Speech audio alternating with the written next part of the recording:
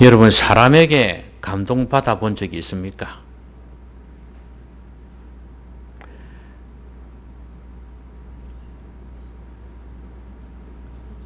간혹 그런 거 보셨지 않습니까? 어머, 감동이야. 이렇게 하는 거. 어떤 경우에 사람이 감동을 하죠? 선물을 받았을 때, 내가 생각지도 못했던, 정말 내가 좋아하는 선물을 받았을 때, 어머, 감동이야. 그런 말을 하죠. 사람이 다른 사람에 의해서 감동을 받을 때는 아주 착한 일을 하고 본이 될 만한 일을 했을 때 감동을 받았다, 또 그런 말도 하고, 사람에게서 받는 감동을 말합니다. 그런데 이제 개인적으로는 나에게 뭔가 기대치 않았던 좋은 것이 주어졌을 때, 그때 감동을 하게 됩니다. 우리 하나님도 마찬가지예요. 하나님도 보실 때, 이거는 있을 수 없는 일이다. 그래서 너무 놀란 거야. 너무 하나님께서 흡족해 하셔가지고 감동하시는 경우가 있어요. 이제 그 사람의 삶을 보고 감동하시는 경우도 있고, 그 사람의 믿음을 보고 감동하시는 경우도 있고, 심지어는요, 말 한마디로 감동을 먹을 때도 있어요. 우리 주님께서는 말 한마디에 그냥 마음이 감동되는 경우도 있어요. 그래, 말 한마디로 천냥빚을 갚는다는 말이 있지 않습니까? 그러니까 성경에 보면은 이렇게 하나님의 마음을 감동시킨 사람들이 있어요. 여러분, 누가 있습니까? 구약 성경에는 누가 있나요? 하나님의 마음을 감동시킨 사람. 막상 찾아보려니까 수많은 믿음의 사람이 있는 것 같은데, 막상 찾아보려니까 몇 사람 안 떠오르죠? 그것은 여러분이 몰라서 그런 게 아니라 그만큼 임팩트 있게 강하게 이렇게 다가오질 않기 때문에 그런 거예요. 그냥 저는 금방 떠오르는 것이 아브라함.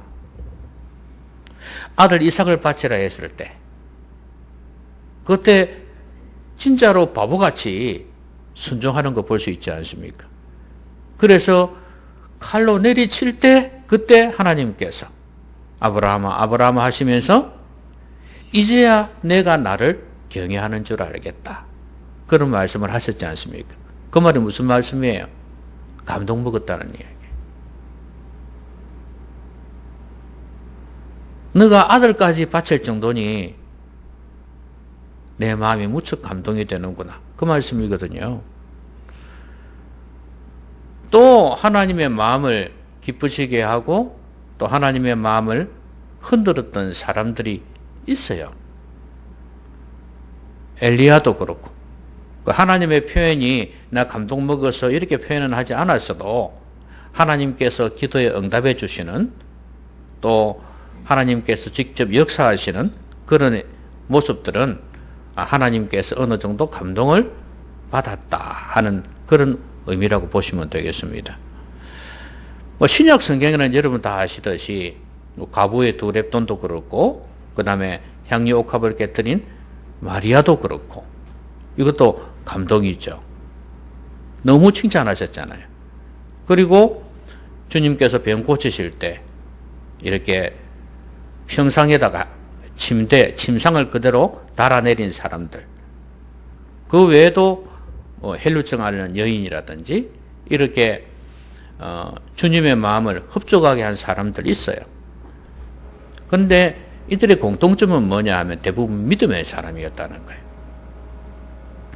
믿음의 사람들이 주님의 마음을 감동시켰어요. 여러분, 믿음이 좋다, 믿음이 있다는 걸 뭘 말합니까? 그 사람 참 믿음이 좋아, 하나님을 향한 믿음이 좋아. 그럴 때 우리는 어떤 경우를 두고 이야기합니까? 일단은 그 사람의 하나님을 향한 태도예요. 마음이에요, 마음. 이 마음이 적극적으로 좋아하고, 주님을 좋아하고, 주님의 말씀을 신뢰하고, 주님께서 어떤 것이든 할 수 있다고 믿는 거예요. 이 마음 자세가 참 중요해요. 그리고 또 하나는 삶이에요. 우리가 하나님을 기쁘시게 한다 할 때는 결국 삶이 있어야 돼요. 마음과 삶, 이 두 가지가 그 사람의 믿음을 형성한다고 보시면 돼요. 여러분, 주님께서 내 병을 고치실 거야 하고 그렇게 믿는 믿음은 한순간에 이루어지는 듯한 그런 모습을 볼 수 있어요. 주님 앞에 와가지고 나를 낫게 해주실 수 있습니다. 이렇게 하는 것 같지 않습니까? 그렇죠? 물론 그런 면도 없지 않아 있을 겁니다. 그러나 대부분은요, 소문을 듣고 또 찾아가 뵈야 되겠다 이런 마음, 친척들을 동원해서, 친구들을 동원해서 또 함께 가기도 하고, 어쨌든 간에 뭐 실로암 연못에 있는 사람이든 침상을 달아내린 사람이든 다른 사람 동원하고, 그 다음에 자기가 직접 개인적으로 찾아가고, 이런 과정 속에서 이 사람들은 마음의 태도가 바뀌어졌고, 그 다음에 여러분도 알다시피 죽을 병에 걸린 사람이 이렇게 병 고침을 받으려면 마음 자세뿐만 아니라 행실이 달라집니다. 예를 들어서 고치지도 못할 그 부처상 앞에 가가지고 이렇게 절을 하지 않습니까? 그래도 고쳐보려고. 사람들이 뭐 몇 번 절하면 고친다 하니 그래 가지 않습니까? 뭐 어떻게 갑니까? 목욕 재개하고 옷 깨끗하게 입고 그래 갑니다. 그런데 그것만 하는 게 아니에요. 삶이 달라져요. 못된 짓 안 한다 그 말이에요. 이래가지고 내 아들 병을 고쳐주시겠나? 이래가지고 내 남편 병을 고쳐주시겠나? 이런 마음을 가지고 있어요. 그래서 좀 좋은 일도 하려고 해요. 뭐 시주도 하겠지만 다른 사람들에게 베풀려고 하는 너그러운 마음을 가지려고 해요. 일반적으로 그렇지 않습니까? 근데 하나님을 신뢰하는 사람들이 안 그렇겠어요? 주님을 믿는다는 사람들 당연히 그렇게 좋은 마음을 가지게 되고 행실이 조금이나마 바뀌게 되어 있다는 말이에요. 그래서 주님을 신뢰할 때는, 주님 앞에 나와서 믿음을 표현할 때는 어느 정도는 많이 마음과 태도와 행실이 많이 바뀌어져 있다는 걸 알 수가 있어요. 더더구나 우리가 하나님을 기쁘시게 한다 할 때, 우리가 믿음으로 주님을 기쁘시게 한다 할 때, 더더구나 마음과 행실은 기본 중에 기본이죠. 그렇지 않겠습니까? 우리가 말 한마디로 주님 기쁘시게 할 수 있겠어요? 성경을 보면 주님은 절대로 그걸 기뻐하지 않습니다. 우리의 마음이 정결하고 주님을 향해 있고 우리의 행실이 주님 기뻐하시는 행실이 될 때, 그때 우리 주님께서 그걸 알아보시고 미리 알고 계시잖아요. 그때 그의 믿음을 인정해 주시는 거예요. 주님의 마음을 감동시키면 주님은 가만히 있지를 않아요. 주님께서는 능력이 있는 분이시기 때문에 뭐든지 도와주고 싶어요.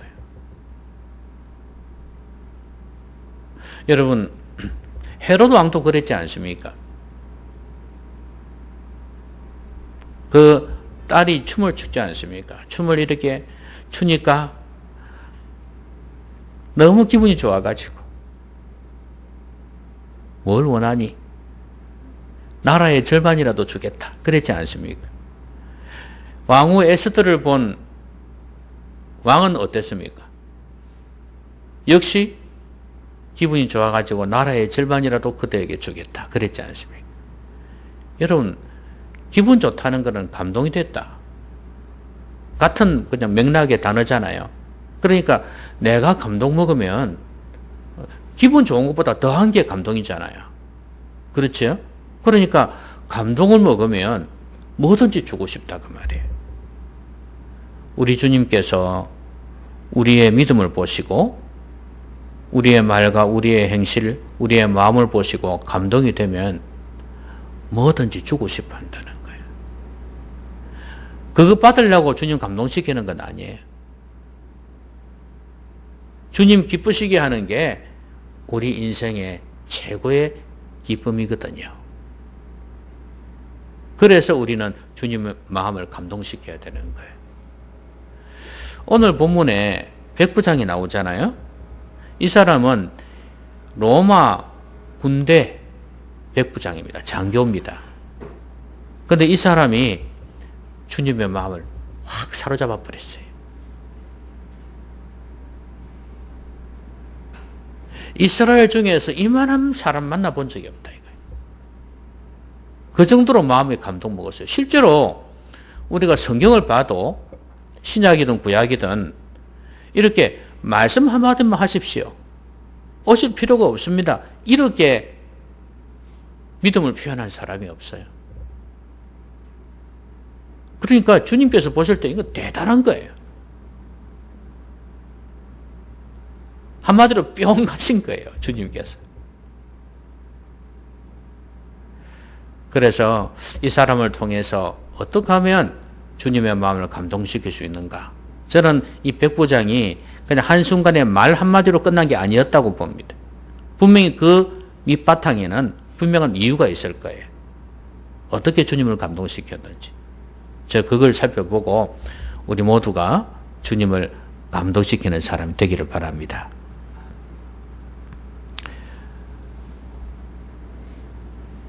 예수님께서 가버나움에 들어오셨습니다.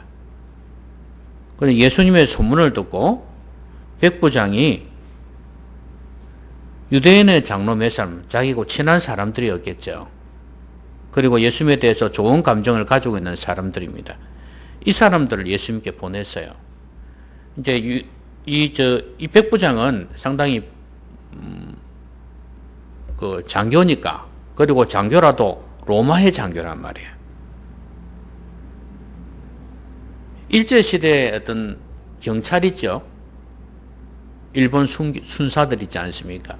뭐 그런 계통이라고 보시면 돼요. 그 정도로 영향력이 있는 사람이라고 보시면 돼요. 자기 사랑하는 종이 죽게 되었다 그랬습니다. 그래서 이 사람들을 부탁해가지고 그 예수라는 분이 어떤 병도 고친다 그러는데 내 신하 좀 고쳐달라고 좀 해주세요. 그렇게 부탁을 한 거예요. 그래서 이 사람들이 예수님께 간 거 아니겠습니까? 저는 출발점이 여기 있다고 봐요. 그에게 주님을 향한 깊은 신뢰, 믿음이 있었던 배경에는 이런 따뜻한 마음이 있었다 이거예요. 따뜻한 마음. 약한 자를 돌보는, 약한 자를 생각할 줄 아는 따뜻한 마음이 있었다는 거예요. 여러분, 주님의 마음을 감동시키려면 이게 있어야 돼요. 여러분, 따뜻한 마음은 이 사람과의 관계 속에서 나오는 거 아니겠습니까? 그렇죠? 그렇죠? 따뜻한 마음. 여러분, 어떨 때 우리가 따뜻한 마음을 느끼나요?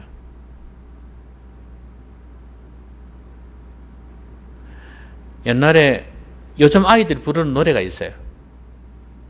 엄마가 보고플 때 애들이 이 노래를 부르고 있는 거예요. 너 이들을 왜 부르냐 그러니까. 옛날에 군대에서 많이 불렀다면서요. 이러는 거예요. 옛날에 그 TV 프로 중에 그런 게 있었지 않습니까? 그죠? 이상용 뽀빠이가 나와가지고 그 군대 찾아가가지고 이제 어머니들 몰래 탁 나오고 누군지 맞추고 그런 거 있지 않습니까? 그래갖고 이제 자기 아들하고 만나면은 엄마가 이 노래 부르고 막 그 군인들 눈물 흘리면서 막 그랬던 기억나십니까? 그러니까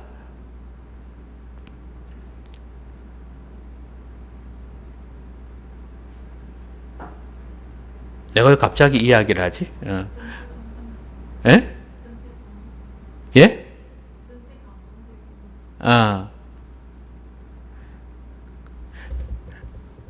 약한 자를 돕는 그 따뜻한 마음, 따뜻한 마음. 그게 주님의 마음을 감동시킨다 그랬지 않습니까?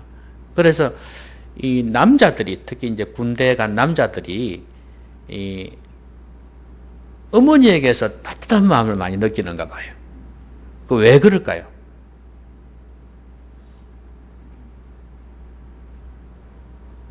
옛날에 어머니들은 참 희생적이었어요. 자녀들을 위해서 오로지 희생했어요. 자녀들을 잘 되기만 바라고, 나는 굶어도, 나는 죽어도 너희들이 잘 되기를 바란다. 이런 마음이 있었어요. 요즘 어머니들은 절대 그리 못하죠. 하기가 쉽지가 않아요. 옛날의 어머니에 비하면. 요즘 어머니는 나도 살고 니도 살고. 그렇죠? 심지어 너 죽고 나 살자도 있습니다. 그런데 옛날 어머니들은 대부분이, 안 그런 사람도 있었겠죠. 근데 대부분은 어떻게 하냐면 진짜 희생을 해요. 희생이란 그 단어가 사람을 따뜻하게 만들어요. 저 사람은 저렇게 안 해도 될 사람인데 했을 때, 내가 그런 호의를 받았을 때 따뜻함을 느껴요. 특히 약한 자를 돌보는 마음이 있을 때 옆에서 보기만 해도 훈훈한 마음, 따뜻한 마음을 느끼게 돼요. 여러분, 약한 자를 돌보는 이 마음이 얼마나 중요한지 몰라요. 그래서 주님께서도 구약 성경에 뭐라 그랬습니까? 과부, 그 다음에 나그네, 그 다음에 고아, 이런 사람들 돌보라 그랬잖아요. 지금이야 소년 가장도 없더라고요. 잘 안 보여. 왜냐하면 대부분 복지센터에서 고아원에 맡기거든요. 혼자 이렇게 사는 애들을 그냥 두질 않아요. 어쨌든 돌봐요. 근데 어린 애들은, 그리고 청소년들은 있을지 모르겠습니다. 소년 가장이 있을지 모르겠습니다. 어쨌든 간에 힘든 사람들이 많이 있습니다. 독거노인들, 자식들이 있어도 돌보지 못하는 그런 혼자 사는 가난한 사람들도 있어요. 이런 사람들, 그 다음에 그거 말고 또 이게 어려운 사람들이 많이 있죠. 경제적으로 힘든 사람도 많이 있을 것이고, 또 질병 때문에 힘든 사람도 있을 것이고, 그래서 어찌할 바를 몰라서 혼자서 울고 있는 사람들, 약한 사람들입니다. 주님의 마음은 늘 이들에게 가 있어요. 그래서 어려운 사람들을 돌보는 이런 마음이 있으면 주님께서 아주 기뻐하십니다. 어제 뉴스 검색을 해보니까 이런 내용이 있었어요.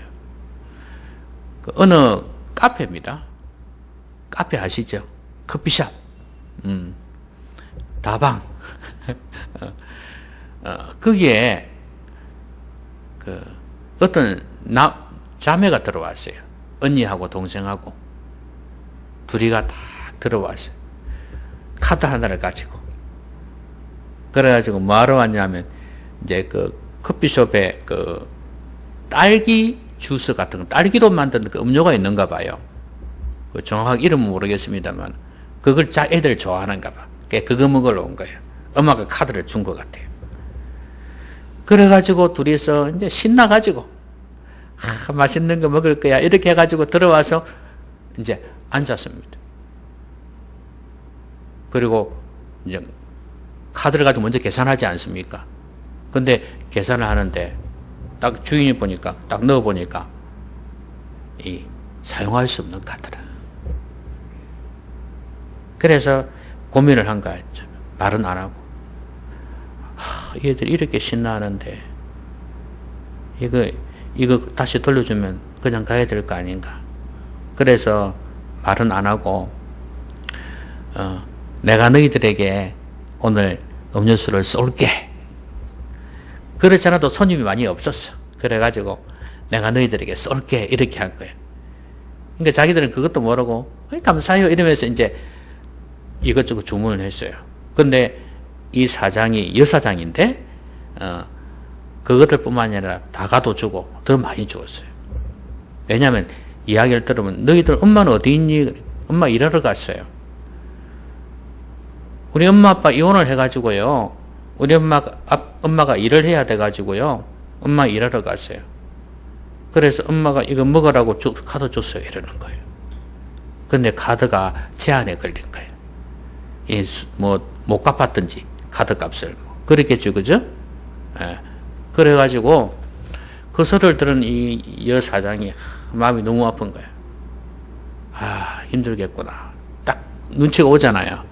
그래서 이제 간식이고 막 떠서 온 거예요. 떠서 너희들 다음에 와도 돼. 먹고 싶을 때 와. 이 아줌마가 공짜로 그냥 줄 테니까 오라고 그렇게 하고 돌려보냈다는 거예요. 자기가 가슴이 아파가지고 이제 자기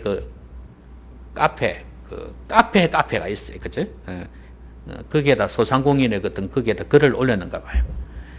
그런데 이제 사람들이 감동을 먹은 거야. 막 댓글이 막 수백 개가 올라오는 거예요, 그냥. 감동을 먹어가지고. 여러분, 지금도 사람들은 이렇게 어려운 사람을 돌보는 이거에 대해서 감동을 먹어요. 이게 나쁜 게 아니에요. 이거는 하나님께서 우리에게 주신 일반 은총이에요. 어려운 사람들을 돌봐주는 것에 감동 먹는 거. 하나님의 마음이기도 해요. 이렇게 사람들이 감동하잖아요. 그렇죠? 이 사람들은 상대적으로 권력 있고 돈 많고 힘 있는 사람들에서는 어떤 적개심 반감을 가지고 있어요. 그런데 어렵고 힘든 사람들에 대해서는 동정하는 마음이 있어요. 부자들은 안 그런 경향이 많지만 일반 서민들은 그래요. 왜 주님께서 부자들을 싫어하시냐? 부자들이 대부분 보면 가난한 사람들을 멸시하고 무시한단 말이에요. 못 배운 사람들은 무시해요. 물론 또 그렇게 무시당할 짓을 하는 사람들도 있긴 있어요. 그러나 대부분은 그렇지 않잖아요. 좋은 서민들은 많거든요.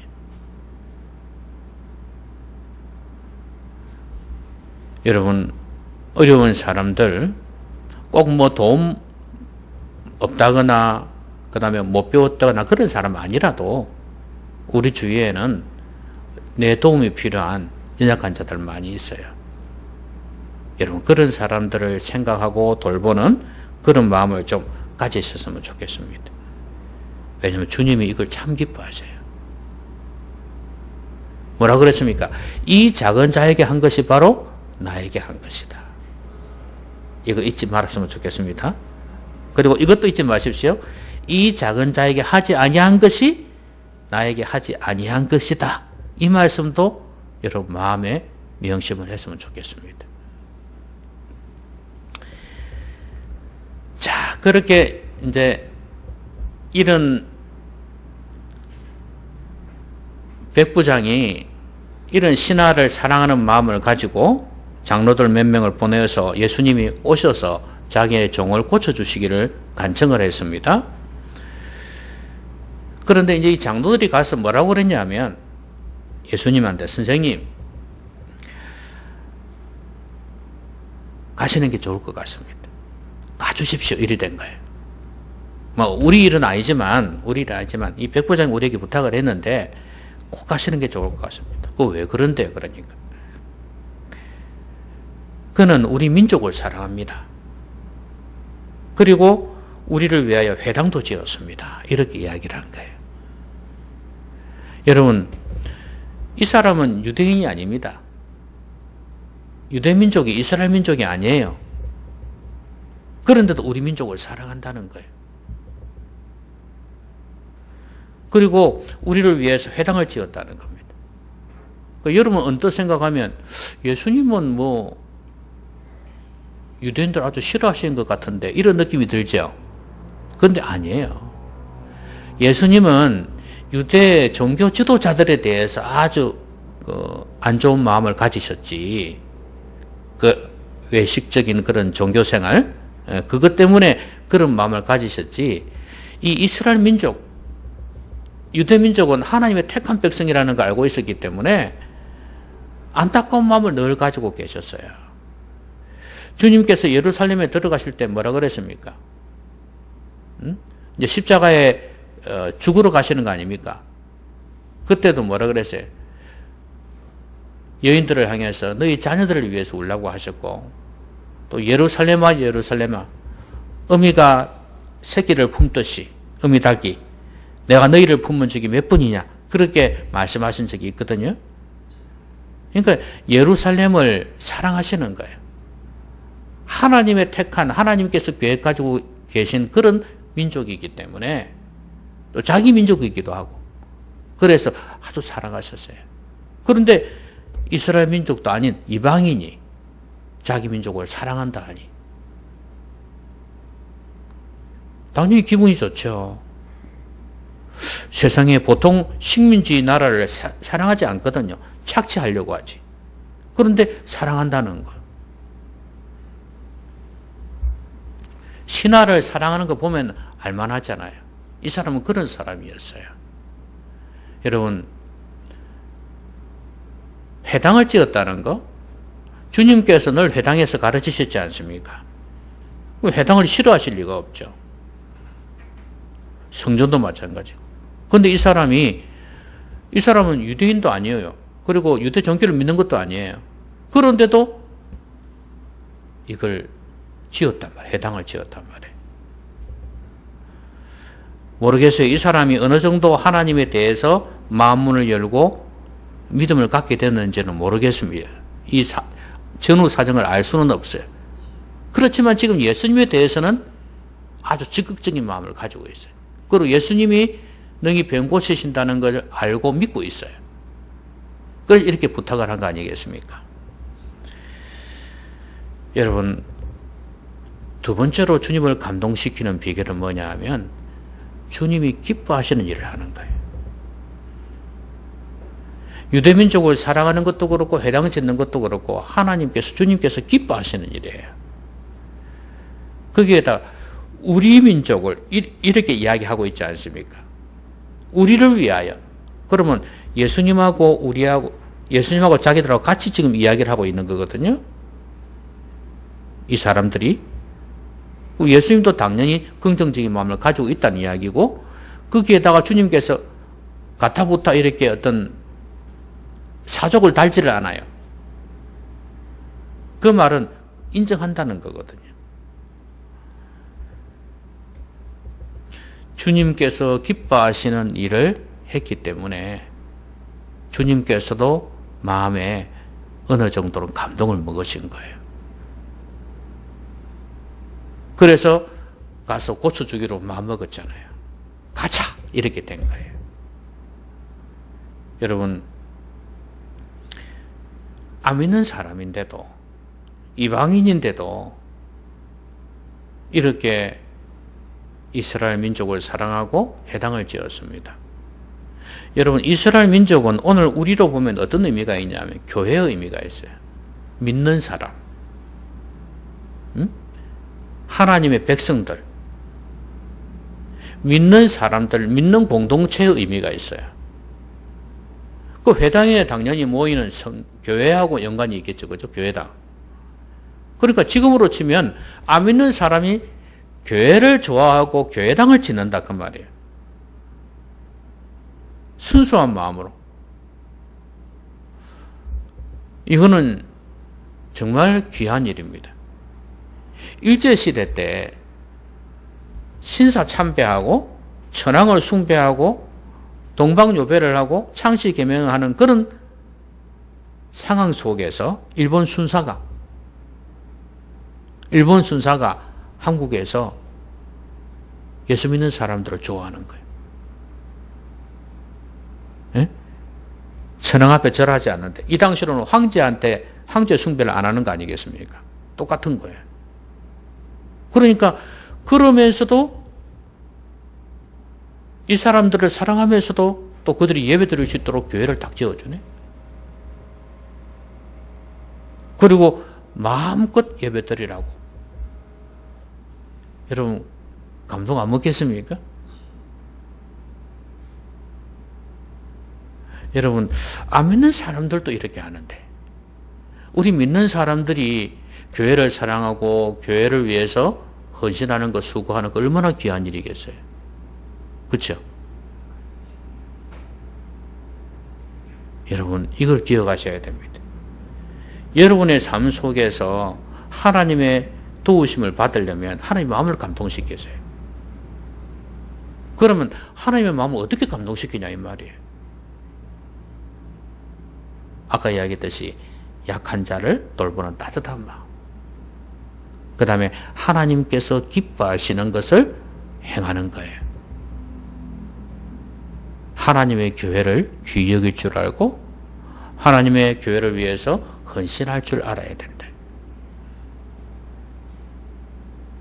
그게 하나님께서 감동하시는 거예요.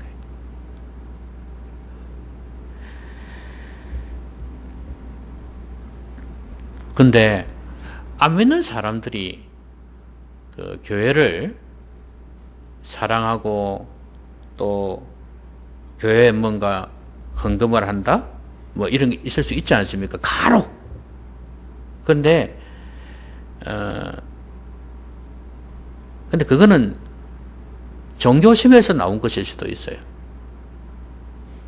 그런데 믿는 사람들은 이들이 가지는 종교심하고 달라야 돼요. 마음 속에서 우러나오는 진정한 감사의 표현으로 교회를 생각하고 헌신하면서 해야 되는 거지.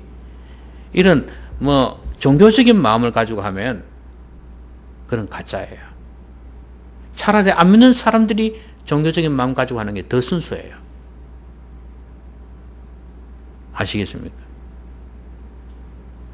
자, 그래서 주님께서 가자 하고 이제 갔습니다. 가는 중에 또 사람들이 오네, 저쪽에서. 여기에 지금 먼저 보낸 사람들이 있어요. 장로들하고 막 제자들하고 예수님이 가고 있습니다. 가고 있는데 저쪽에서 또 사람들하고 뛰어오는 거예요. 이 사람들은 지금 종들입니다. 백부장의 종들이에요. 벗이에요, 벗. 친구들이네요. 백부장의 친구들이면 어떤 사람일까? 모르겠습니다. 어떤 사람일지. 같은 군인들일지. 아니면 이스라엘 백성들 중에 친구인지는 모르겠는데 어쨌든 간에 그 자기 친한 사람들을 보내갖고 주여 표현을 했습니다. 주여 수고하시지 마옵소서. 내 집에 들어오심을 나는 감당하지 못하겠나이다. 이렇게 전하더라는 거예요. 그러면서 그러므로 내가 주께 나아가기도 감당하지 못할 줄 알았나이다. 세상에 주님을 이렇게 높입니다. 주여란 단어를 썼어요. 이거 보통 표현이 아니에요. 보통 랍비어 그러거든요. 선생님이여 이렇게 표현하는데 주여 하는 것은 하나님의 대리자 정도로 생각하는 거예요. 그리고 우리 집에 들어오시면 난 감당하지 못하겠다. 당신 높으신 분이니까. 대단하신 분이니까. 그리고 내가 주님께 나아가기도 감당하지 못하겠다. 이 말은 주님을 이렇게 높인다는 거예요. 그리고 하는 말이 말씀만 하사 내 하인을 낫게 하소서. 세상에 이런 믿음이 어디 있습니까? 근데 이 사람은 생활 속에서 그걸 깨달았어요.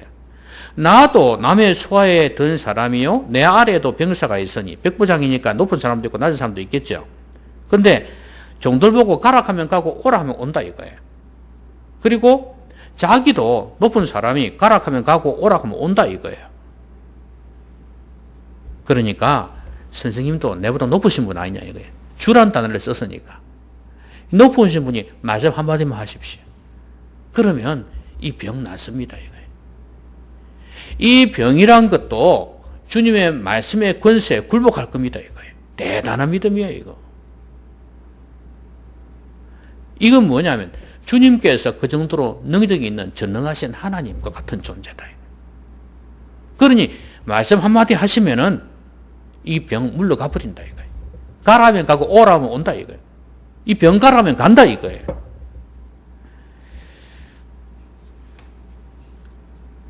말씀의 권위를 인정하는 거죠. 우리가 하나님의 마음을 감동시키려면 바로 이게 필요해요. 하나님의 말씀의 권위를 인정하는 거예요. 말씀의 능력을 믿는 거예요. 이 사람은 군생활 하면서 권세라는 게 참 중요하다는 걸 알고 있습니다. 이게 파워죠. 흔히 말하는 계급. 그 계급의 힘, 지위의 힘이 크다는 걸 알고 있어요. 그래서 주님이라면 힘이 있다 이거야. 높으신 하나님과 같은 그런 분이니까 아주 힘이 있다는 거예요. 이 말씀의 권위를 인정한다는 것은 주님의 권위를 인정한다는 것입니다. 여러분, 그 사람의 말을 무시한다는 건 무슨 말이에요? 그 사람을 무시한다는 말이죠. 그렇죠? 맞나요? 니 왜 내 말을 무시해? 기분 나빠하잖아요. 그건 고로 나를 무시함이로다? 이렇게 되는 거 아니겠어요? 하나님도 마찬가지예요. 하나님의 말씀을 무시한다는 것은 하나님을 무시한다는 거예요. 이때까지 그랬지 않습니까? 선지자들이 하나님 말씀을 대언할 때 사람들이 하나님 말씀 무시했잖아요. 하나님 가만히 계셨습니까? 벌 주셨습니다. 멸망시키셨어요. 왜? 내 말을 무시한 거기 때문에. 말씀을 전하는 내 종을 무시한 것도 그렇고 내 말을 무시한 것도 그렇고 그거는 나를 무시한 것이었다. 여러분, 하나님의 말씀의 능력을 믿고 하나님의 말씀의 권위를 인정하는 것, 이것이 얼마나 중요한지 모릅니다. 데살로니가 사람들은 데살로니가 2장 13절에 그런 말씀이 있지 않습니까? 너희들이 사람의 말을 들을 때, 우리가 가르친 그 말을 들을 때 사람의 말로 받지 아니하고 하나님의 말씀으로 받음이니 진실로 그러하다. 이 말씀이 너희 믿는 자 속에서 역사하느니라 그랬지 않습니까? 하나님의 말씀으로 받을 수 있겠냐 이거예요. 사람이 전하는 말을.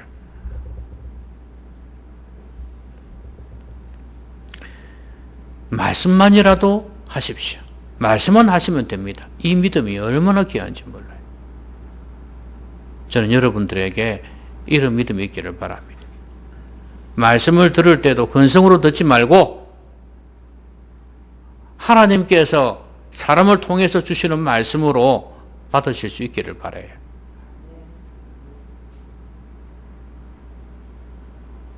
뭔가 꼭 역사하셔갖고 대단한 걸 보여주고 막 기적이 일어나고 이것보다도 말씀만을 믿으세요. 어느 의사가 그랬다고 하지 않습니까? 환자가 몸이 너무 아픈 것 같다. 이 사람 돈도 많아. 이 세상에서 잘 나가는 사람이. 그래서 아무래도 몸이 이상해서 이거 큰 병 걸린 것 같고 이래갖고 의사를 찾아갔어요. 그 의사가 다 진찰을 해보더니 아이 뭐 별거 아니네요. 집에 가서 밥 잘 드시고 잠 잘 주무시고 그렇게 마음 편하게 사시면 됩니다. 이러니까 이 사람이 기분 나빴던 거예요. 나를 뭘로 보고 말 한마디로 때우나? 좀 비싼 값이 나가는 약을 처방해 줄 줄 알았대. 내 정도 이 사람인데. 예? 그래 좀 대우받는 것 같고 그렇지 않습니까? 그래서 아주 비싼 약을 처방받아 갖고 좀 그렇게 해서 이거 잡수시면 나을 겁니다. 이렇게 할 줄 알았다. 그런데 웬걸 잠 잘 주무시고 잘 먹으시고 마음 편하게 하시면 낫습니다. 나를 무시하나 이런 생각이 들어요. 사람이 그런 심리가 있어요. 예, 말로 하면은 뭔가 안 받아들여져. 내게 무슨 기적이라도 확 베풀어 주고 뭔가 하늘에서 뭔가 떨어지고 이게 주셔야지 뭐. 아, 나를 사랑하시는구나. 이렇게 생각하는 거예요. 여러분, 하나님이 말씀만 하시는 것도 여러분 사랑하시는 거예요. 말씀을 통해서 무언가를 하기를 원하시는 하나님이세요. 말씀 우습게 보시면 안 됩니다. 말씀 맺겠습니다. 하나님의 마음은 감동되면요, 하나님은 여러분들을 다시 감동시킬 수 있는 분이에요. 여러분들이 놀랄 정도로 좋은 일을 행하실 수 있는 분이에요. 그렇기 때문에 하나님의 마음을 감동시키십시오. 왜 하나님이 나에게 역사하지 않느냐고 생각하지 말고 먼저 하나님을 감동시켜 보십시오. 어떻게 해야 된다 그랬습니까? 약한 자를 돕는 따뜻한 마음을 가져라. 어려운 사람, 힘든 사람 소리하지 마십시오. 그거는 바로 여러분의 믿음을 나타내는 증거입니다. 그리고 주님께서 기뻐하시는 일을 행하십시오. 교회를 사랑하고 교회를 위해서 헌신할 수 있는 사람이 되고, 그 외에도 하나님 기뻐하시는 일이 많죠. 아까 이야기했던 어려운 사람 돕는 것도 마찬가지고, 무엇보다도 진짜 주님의 마음을 감동시킨 것은 말씀의 권위를 인정했다는 것, 말씀의 능력을 믿었다는 것, 주님의 능력을 믿었다는 것. 이것 때문에 최종적으로는 주님께서 감동 먹으신 거 아니겠습니까? 말씀을 사랑하십시오. 말씀 그대로 믿으십시오. 말씀이 그대로 여러분의 삶 속에 이루어질 줄로 믿으시기를 바랍니다. 말씀을 순종하면 된다는 그런 확신, 이걸 가지고 있으면 주님께서는 기뻐하십니다. 그 어떤 기적을 믿는 믿음보다도 말씀을 믿는 믿음을 주님께서는 더 기뻐하시고 감동하신다는 사실 잊지 말았으면 좋겠습니다. 주님의 마음을 감동시키셨습니다. 주님께서 여러분을 감동시키시기를 주님의 이름으로 기원합니다. 기도합시다. 말씀 생각하면서 같이 한번 기도하겠습니다.